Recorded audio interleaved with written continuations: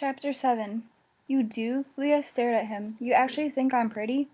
It is impossible for me not to think so. You are beautiful. She felt herself blush.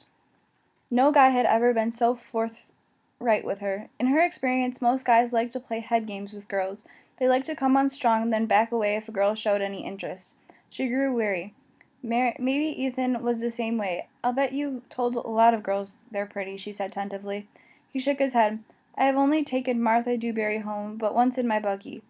You've lost me, Ethan. What's a buggy ride got to do with feeding girls a line?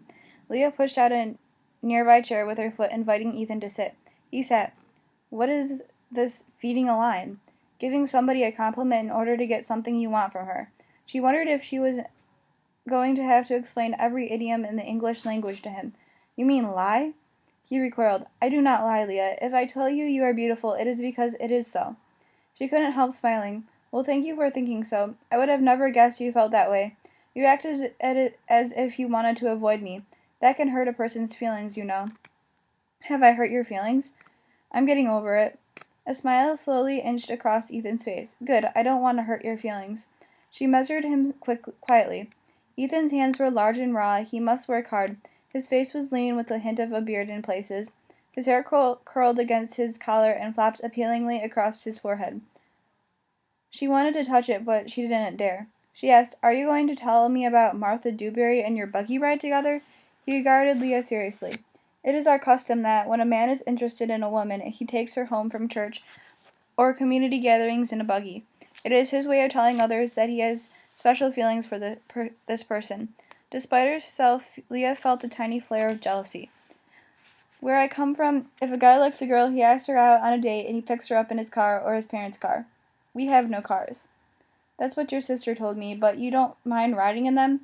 Public transportation is fine for long trips, but for each one of us to own a car would be prideful, and it would break apart our community. Every family Leah knew owned a car, sometimes 2 or 3 cars. Neil had given her mother a car for a wedding gift, and Leah had used it to drive herself to the hospital, but she could see how vehicles separated people. She thought of people driving on the expressways.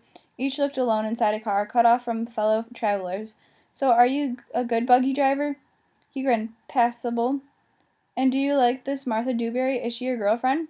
His brow puckered while his gaze lingered over Leah's face. She is Amish.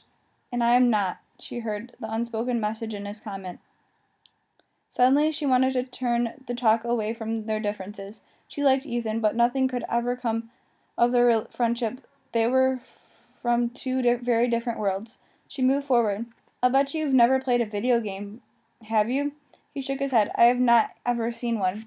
She grabbed his hand. Come on, let me show you how. She led him into the semi-darkened video game room. Several kids clustered around machines, but she saw a vacant one back in a corner and took Ethan toward it. Sit, she directed. She positioned herself across the table from him. I played this one before back in Texas. It's got lots levels of difficulty, so we can start slow, until you get the hang of it. She paused, suddenly stricken by a thought. It wouldn't be against your religion, would it? His features glowed by the pale purple light emanating from the game. Play is not forbidden. We play many games. I can see no harm in trying this one. It didn't take him long to catch on. Ethan's hands flew on the trackball, spinning and turning it. Leah threw up her hands in defeat as he soared over the 1,000,000-point mark. Are you sure you've never played a video game before? If I hadn't known better, I bet you'd suckered me. His face was lit with heart-stopping grin of genuine pleasure. What do you mean, suckered? You know, pretended not to play how to play? I told you, Leah, I do not lie. His eyes twinkled. It is an exciting game. I like it. You have to admit that modern conveniences aren't all that bad. He leveled his incredibly blue eyes on her. They have their pleasures. A tingling sensation prickled up her arms. Too bad you need electricity to play it. He laughed. Electricity is not the only need. Time is necessary too. With so much to do on the farm, who would have time for video games? It seems to me that work is all you have time for. Work is a good teacher. It gives us Amish a sense of meaning and purpose. Does it give you meaning? He pondered her question, and she hoped he could tell that she was genuinely interested in his perspective.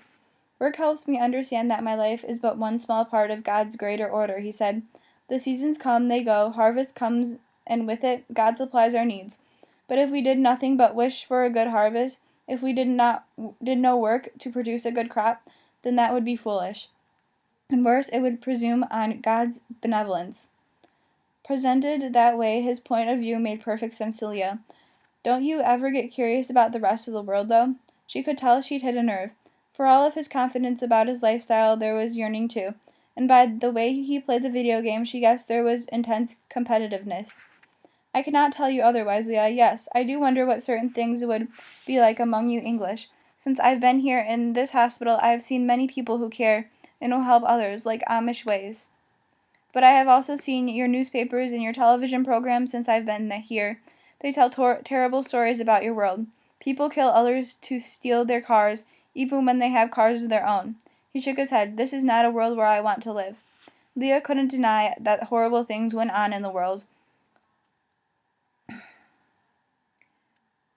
every day. All right, I agree. But the world is not a perfect place. But why not try to change it instead of hiding from it? He shook his head. The elders tell us that it is far more likely that the English will change our ways than we will change theirs. Do you always do what the elders say? Both he and Charity quoted rules and words of others.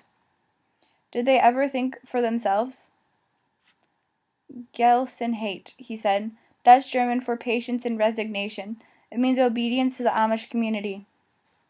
It is not something we do, it is something we are. Leah had been raised to be on her own. Her mother's many marriages, their frequent moves in different schools had taught her to be independent. But she saw quite clearly that for the Amish individuality was not a virtue, it was a curse. She stood. Well, it looks like we've come full circle, Ethan. You were right after all. The English and the Amish can't mingle.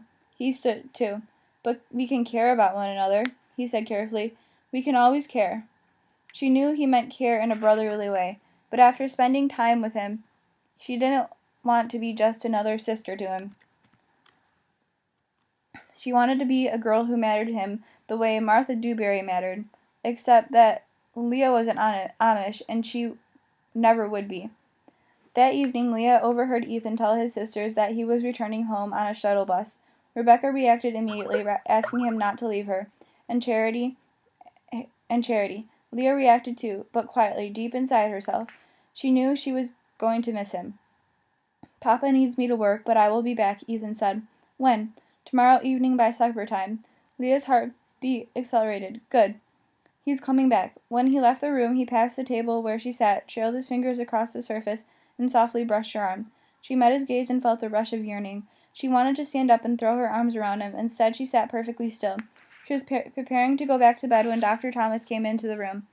Leah was surprised to see him there so late on a Friday night. I got tied up in the emergency room with a leg fracture. That's why I'm so late making rounds, he explained. I'm not going anywhere, she felt apprehensive. So do you know anything about what's wrong with me yet? He shuffled her cart laden with x-rays and papers. I know that I want to do a biopsy on your knee first thing in the morning.